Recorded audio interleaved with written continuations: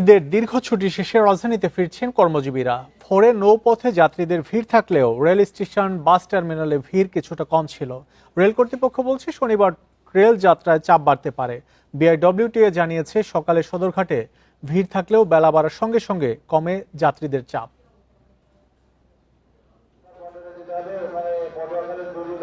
প্রিয়জনের সঙ্গে ঈদ উদযাপন শেষে বিভিন্ন জেলা থেকে রাজধানীতে ফিরছে কর্মজীবীরা। বুধবার সকাল থেকেই সদরঘাটে ছিল ঢাকায় ফেরা নগরবাসীর ভিড়। ভোরে যাত্রীদের চাপ থাকলেও বেলা বাড়ার সঙ্গে সঙ্গে কমতে থাকে চাপ।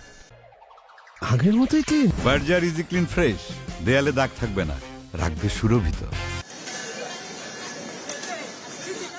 সকাল থেকে বিভিন্ন জেলার যাত্রীদের নিয়ে ট্রেন প্রবেশ করে ঢাকায়। কমলাপুর রেলওয়ে স্টেশনে ভিড় ছিল কিছুটা কম।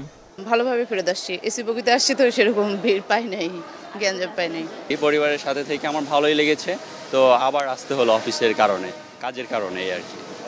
রেল কর্তৃপক্ষ বলছে ট্রেন যাত্রায় কোনো শিডিউল বিপর্যয় হয়নি, নির্বিঘ্নে ফিরছেন যাত্রীরা। আশা করি যে এটা শনিবার বা রবিবারে সে ফেরত যাত্রার যে চাপ সেটা আমরা দেখতে পাবো।